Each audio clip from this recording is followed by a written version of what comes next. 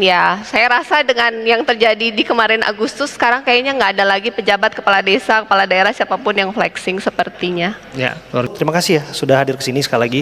Bu Gubernur, kita sudah mengunjungi Ternate dan kami bertemu dengan Bu Gubernur di sana juga, dan kita melihat bahwa jaga desa juga hadir di sana, betul ya Bu ya?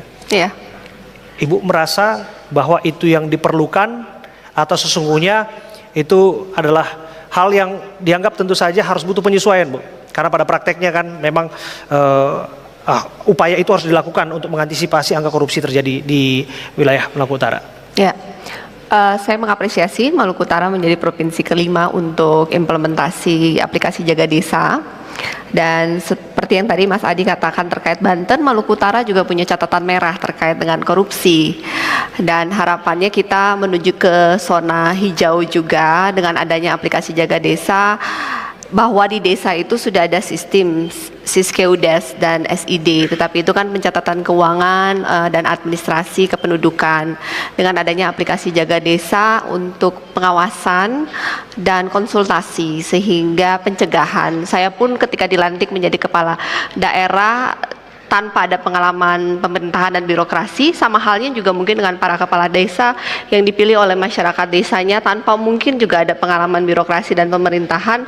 Hal terbaik untuk memastikan bisa bertugas dengan baik adalah dengan sering berkonsultasi dengan aparat hukum, dalam hal ini kejaksaan, berkonsultasi mana yang salah, mana yang benar. Dengan ada aplikasinya Jaga Desa ini ada fitur konsultasi, menurut saya itu hal yang baik untuk para kepala desa bisa memastikan mereka tidak salah langkah.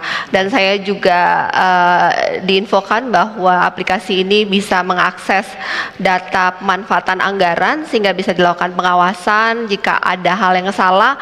Intinya adalah pencegahan, karena korupsi itu kan terjadi, biasanya korupsi itu akan berkembang ketika ada di ruang gelap.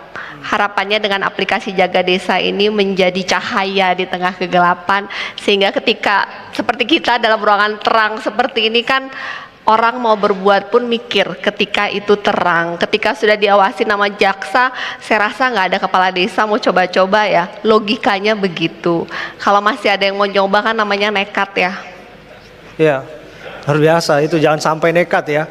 Karena kalau di sini tadi ada Pak Gajati yang suka hiking, dia akan kejar siapapun sampai ke Himalaya yang kasus korupsi, betul ya Pak Gajati?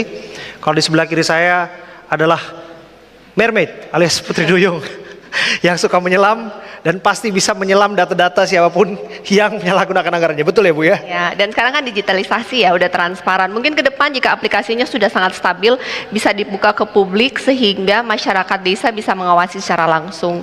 Karena kan anggaran desa itu untuk masyarakat desa, manfaatnya. Tujuan semua APBDes, APBD, APBN adalah setiap rupiahnya untuk meningkatkan kualitas hidup masyarakat Indonesia, kabupaten, kota, desa. Jadi ya mereka penerima manfaat sebagai user, mereka pasti akan mengawasi haknya mereka dengan cara paling baik menurut saya. Ibu tidak merasa terintimidasi Bu ketika disebutkan bahwa program ini jemput bola? Kita kan lihat bahwa jaksa hadir langsung di provinsi-provinsi, kemudian langsung membangun semacam kerjasama ya, semacam MOU ya dengan kami sebagai pemerintah daerah merasa sangat terbantu ya jika kejaksaan datang mengawasi. Kami merasa sangat terbantu. Oke, dan saya yakin juga sebetulnya kepala desa di sini tidak akan mau berniat untuk menyalahgunakan wewenangnya, apalagi untuk mencuri anggaran lain sebagainya. Karena kita berbincang di depan seluruh kepala desa ya Pak ya di Provinsi Banten. Tapi lepas dari itu Pak, begini, saya ke Bu Shirley dulu. Bu Shirley, begini, ada fenomena di mana kalau bicara kepala desa ya, kepala desa pun itu di daerahnya itu dianggap raja Bu. Bahkan betul ya Bu Adi ya, bahkan mereka juga kerap kali flexing di media sosial dan sebagainya. Kita sudah lihat bagaimana kemewahan itu dietalasekan di platform pribadinya mereka. Nah, saya mau tahu dari Bu Shirley amatan Anda tentang itu, karena Anda dilihat sebagai sosok Sri Kandi dari Maluku Utara yang punya profil yang relatif ya oke, sangat oke Bu. Ada latar belakang pengusaha, kemudian juga dulu almarhum Bapak Bupati lain sebagainya. Tapi sangat jarang kita melihat bahwa flexing itu dilakukan oleh Bu Shirley. Tapi prakteknya justru entah itu kepala daerah, kepala desa, ada saja peristiwa itu terjadi Bu. Kalau di Maluku Utara, kepala desa tidak dianggap sebagai raja. Di Maluku Utara, kepala desa diberikan tugas untuk melayani masyarakatnya. Jadi ketika setiap masyarakatnya mulai dari melahirkan, sakit, meninggal, sekolah, kuliah, permasalahannya mereka semua ke kepala desa, kemudian kepala desa menyambungkannya ke kabupaten atau ke provinsi. Jadi kepala desa kalau di Maluku Utara lebih melayani sih daripada raja dan tidak flexing yang saya lihat. Ya.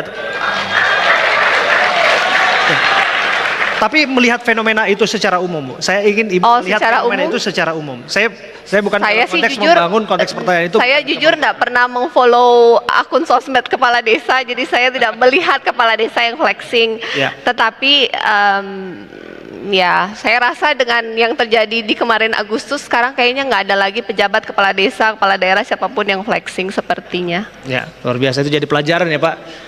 Dan itu dipastikan juga bahwa di Banten nggak ada kepala desa yang flexing, apapun yang terjadi adalah pelayanan untuk masyarakat. Saya ke Bu Sherly dulu. Bu Sherly, apa yang ingin Ibu sampaikan? Karena pada prakteknya program ini sudah sampai di Desa. tanah Maluku Keraha, Maluku Utara, dan tentu di sana karakter penduduknya juga berbeda. Saya melihat bahwa bantuan-bantuan diberikan kepada nelayan-nelayan di sana, Bu. Kemudian juga ada kerjasama lain yang memastikan bahwa anggaran tidak disalahgunakan. Ya. Kalau ini tidak dimonitoring, kalau ini tidak dijalankan secara komitmen penuh, tentu ini akan jadi omongan-omongan belaka, Bu. Bagaimana Ibu memastikan bahwa ini akan berjalan? Seperti tadi yang sudah dikatakan oleh Pak Kajati Banten bahwa Pak Jaksa Agung berkomitmen penuh untuk memastikan bahwa tidak ada kompromi dengan melaunching aplikasi Jaga Desa, Jaksa Garda Desa, dan saya juga melihat Pak Prof Reda Jam Intel turun di semua provinsi untuk memastikan implementasinya berjalan dengan baik, dan saya juga sudah turun mengecek setelah Prof Reda pulang, saya turun mengecek lagi di desa, kata Pak Jam Intel sudah ada aplikasi Jaga Desa, apa benar? Ternyata semua juga sudah berjalan dengan baik. Jika komitmen dari pusat ke provinsi, ke kabupaten, ke desa, kita jalankan dengan satu visi, satu komitmen, tidak ada kompromi, kita tebang oknum, maka saya rasa ini bisa berjalan dengan baik. Tentu bahwa dalam proses ini ada plus minus, kita jangan fokus kepada kekurangannya, kita fokus kepada solusi, dan masing-masing melihat aplikasi ini dari perspektif yang berbeda. Masing-masing memberikan pendapat mereka bagaimana mengimprove Siskeudes SID dengan Jaga Desa menjadi satu aplikasi yang terintegrasi dengan tujuannya adalah memastikan bahwa APBD, setiap rupiah dari APBD dimanfaatkan demi meningkatkan kualitas hidup masyarakat desa.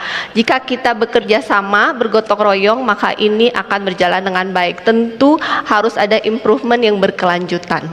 Oke, terima kasih Bu Sherly. Baik, begitulah video saya. Jangan lupa like dan komen dan subscribe.